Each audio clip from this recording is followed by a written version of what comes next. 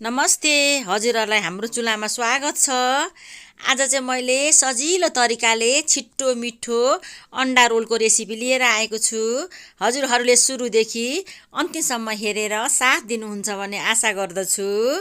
अब बनाउनको लागि त हामीलाई सुरुमा त पिठो नै चाहिन्छ। मैले चाहिँ आटाको पिठो लिएको छु आधी केजी।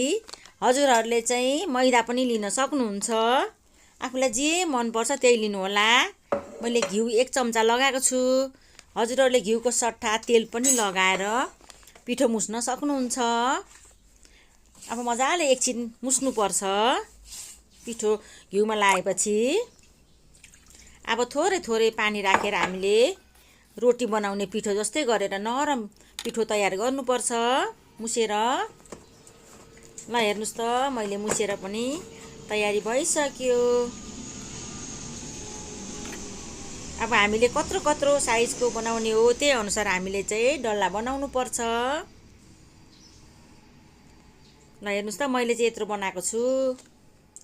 अब थोरै आटा छरेर हामीले आटाको पिठो छरेर हामीले अब बेल्न सुरु गर्नुपर्छ।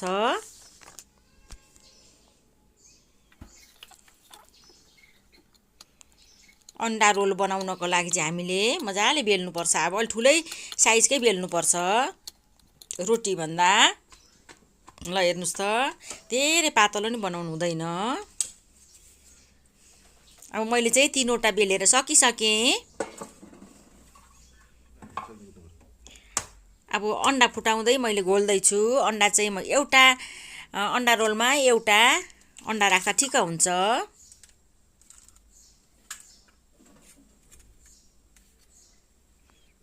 नुन थोरै, जिरा धनियाको धुलो थोरै,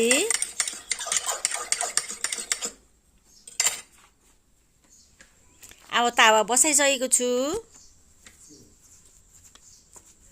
अब तावामा चाहिँ तातिसक्यो। मैले एग रोलको लागि चाहिँ अब पल्टाउँदै पल्टाउँदै रोटी बनाउनु पर्छ।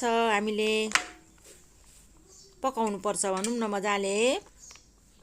अब घिउ थोरै छेउछेउमा लगाउँदैछु। हजुरहरूले घिउको सट्टा तेल लगाउँदा नि हुन्छ।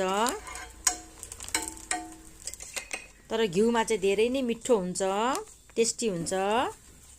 मजाले माथिबाट नि दल्नुपर्छ। दुईपट्टि नै पकाउनुपर्छ पहिला सुरुमा।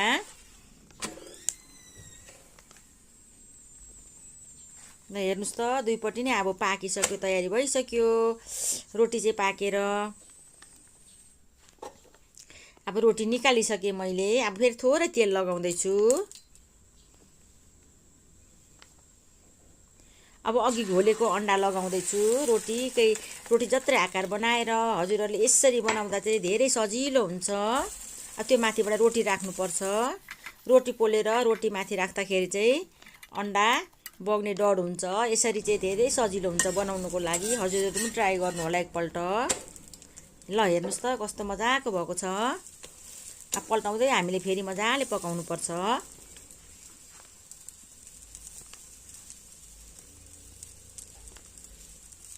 छिट्टो पनि हुन्छ, मिठो पनि हुन्छ एग रोल।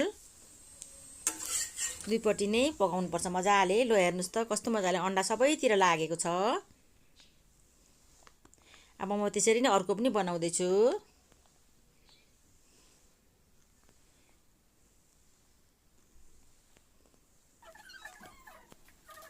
सेम त्यही तरिकाले हो अर्को पनि।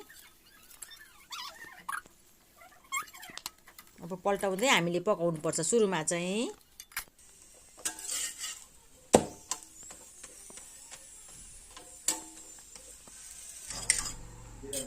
अब फेरि हामीले अन्डा पकाउनु पर्छ रोटी निकालेर।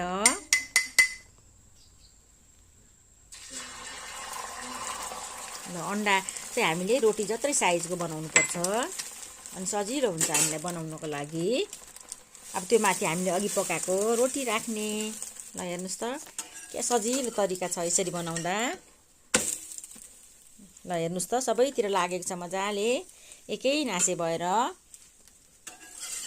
अब पल्टाउँदै हामीले पकाउनु पर्छ।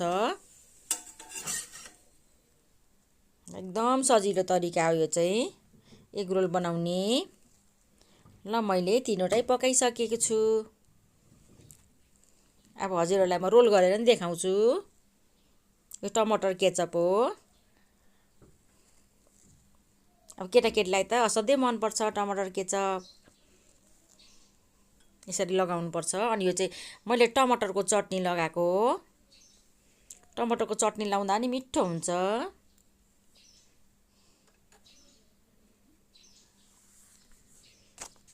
अझै मसिनो काटेको बन्दाकोपी माथिबाट लगाउनुपर्छ।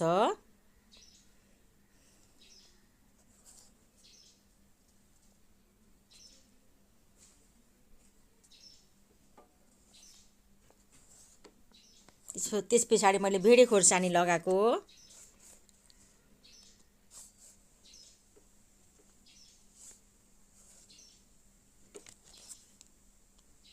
मसिनो काटेको प्याज लगाउनुपर्छ। अनि लामो लामो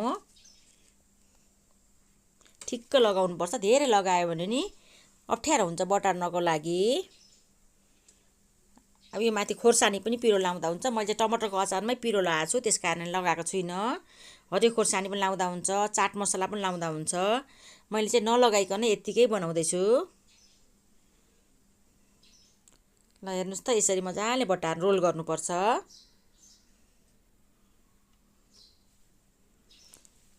अब मैले चाहिँ टुथपिक राख्दैछु अड्याउनको लागि।